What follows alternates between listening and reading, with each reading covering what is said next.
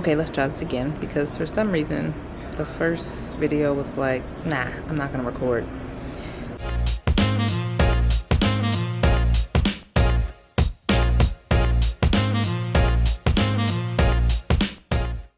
Hi, this is Doctor Yogi. If you guys are new to my channel, I am a family medicine with Surgical Obstetrics fellow. I'm completing my Maternal Child Health fellowship year, and I am making this channel to kind of document my journey just because I found that there wasn't enough information, in my opinion, about what family medicine with obstetric looks like.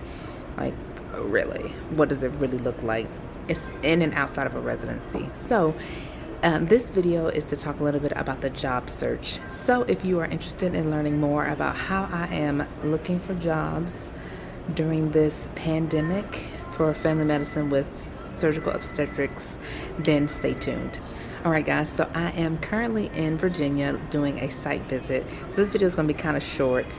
I thought this was so cool. They have their Christmas tree up, so I wanted to be around this because it's so cute. But anyway, I wanted to talk about the job search. What does that look like? Because that will be a important thing for everybody at one point in time. You know, if whether you're an intern or you're a third year, you're gonna need to find a job. Oh, 1 second.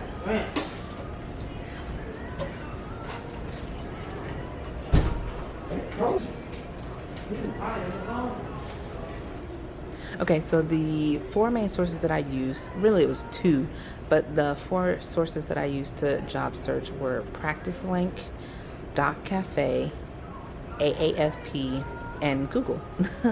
The first two were the ones that I used the most heavily. The other two were kind of just like, you know, additives. So some pros and cons of each. With Doc Cafe, I thought that it was it's a great website. You have options to look at family practice with and without obstetrics. If you want a permanent position, locums position, if you want a full-time versus part-time position. So all of that is awesome. And then you can just put those things in and they'll bring up all the search criteria. And I find that there was like a lot of opportunities available on Doc Cafe. The one thing that I would say would be a con is that sometimes there were jobs that just kept coming up as being reposted, but they weren't, like, they didn't take them down once somebody had filled the position. So that was kind of annoying. But other than that, I thought that that was my number one go-to place. The second one is Practice Link. I think that it is very good that it has, like, the job that you see is the job that it is. It's not a lot of rotation. So that was also a con at the same time. So you get what you get, but also it's like, I just found like a lot of recruiters didn't use Practice Link as much as Doc Cafe. And then AAFP was okay. I think they need to probably work on their website a little bit and upgrade it. So it's not the most user-friendly, but there are opportunities there.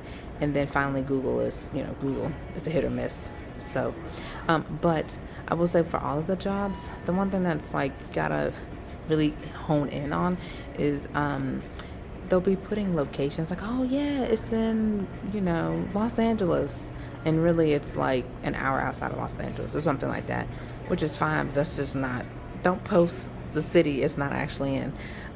So just be careful and mindful of, the posting of where cities are or where these jobs are located. The other thing is when you go on these websites, you can always click on the recruiter's page, and look at their profile, and then you can find their pages, like their own websites, and you can see what other job opportunities they have. I think the last thing I would say is with like Doc Cafe, sometimes people just didn't respond, which I thought was very odd. Like, you're posting jobs, but you just don't respond back to an inquiry. So that was very rare, but it did happen, and it was kind of annoying. But I'm like, why do you keep having this job in rotation? It keeps popping up, but you're not responding to the inquiries. It's, bad business, unprofessional. But I would recommend those sites though for finding jobs. They're really awesome. outside of the little cons that I mentioned.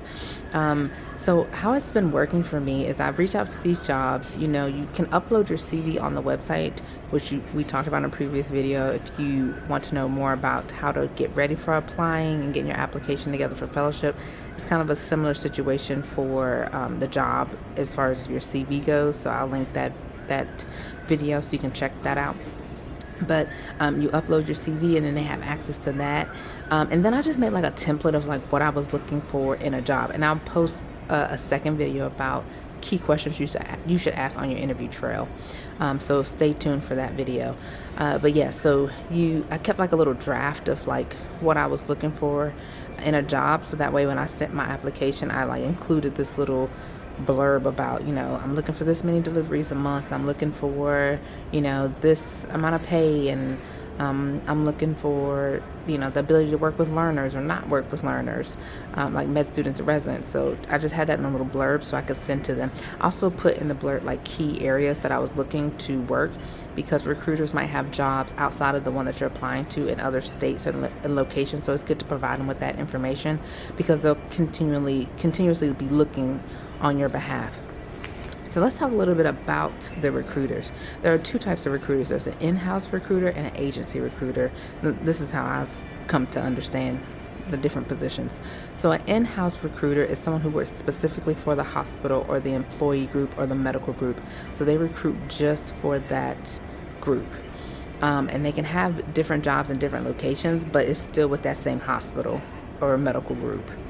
Whereas an agency recruiter is someone who has several different clients and works like as the recruitment person or liaison for several different companies or clients or individual practices.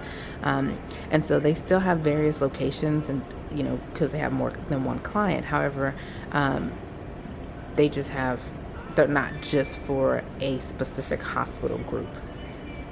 I have heard that some people say when you're dealing with agency recruiters that your ability to negotiate your salary is not as high. You know, I don't think that that's true. I think that your negotiation power is the same no matter if you're using an agency recruiter or a hospital recruiter. I will say if you are looking at a job that is like a big hospital group, like, you know, the like Northwesterns, the Dukes, the UNCs, you know, those big hospitals, it's probably a lot harder to negotiate your salary because they're just like a powerhouse. Where when you're working with like a smaller company, like a community hospital or a smaller medical group, you might have that ability to negotiate more because they really need your services. So don't be surprised if when you're looking at jobs that your negotiation power may change because of the size of the medical group or the hospital, not because it's the agency versus a in-house recruiter. So let's summarize what we talked about. We talked about the 4 sources that I use to find jobs. We talked about in-house and agency recruiters. And now I'm going to talk a little bit about what the process looks like. So you apply online. You talk to the recruiter. Usually they'll do like a discovery call with you and can answer like general high-level questions. And then if you're still intrigued by it, sometimes you can say, hey, I'd like to know the answer to these follow-up questions first.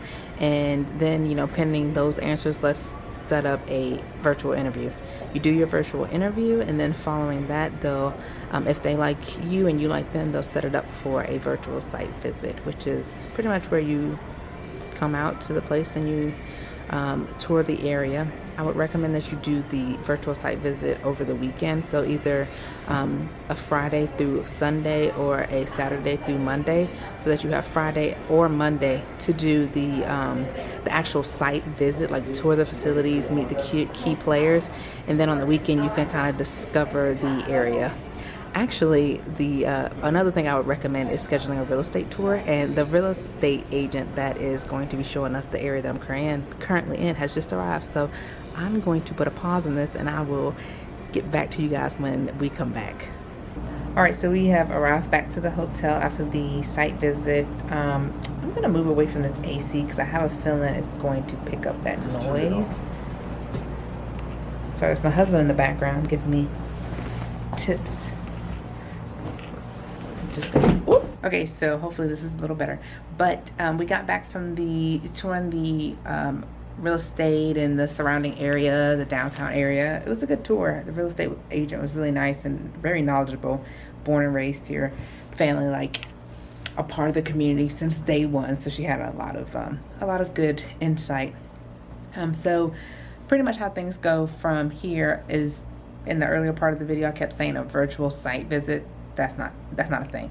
It is a in-person visit after a virtual interview. But anyway, so tomorrow, which will be Monday, I will be doing the part where I go and talk to the OB-GYN faculty, as well as some other physicians out to the facilities, and kind of see how I like it, kind of learn more about what the expectations are, and if this is really going to be like a good fit for me and my family and what we see moving forward. So that's kind of how the interview for jobs have been going. I have done, this is my third site visit, and I have possibly 2 coming down the pipelines. For the majority of the site visits, the employer or the job will pay for your flight, your hotel, things like that, your car rental. But there was one opportunity that did not do that, but I was really interested in checking them out, so I made it work. But it seems like on this side of things with applying for jobs, it's a different mentality and a different kind of system than when you're like applying for med school, when you're applying for residency, and when you're applying for fellowship. It seems almost like the employer is saying, hey, really, we want you to want us, versus you trying to sell yourself super hard for them to want you, if that makes sense. Of course, if you're going to be in a market that has high demand, there's not a lot of job opportunities available, then you might have to sell yourself a little harder for that one position if there are like 3 different physicians fighting for that one spot. But I just feel like, being on this side of the application process, in my physician journey, this has been just a different type of interview. But until the next one, I'll talk to you later. Bye.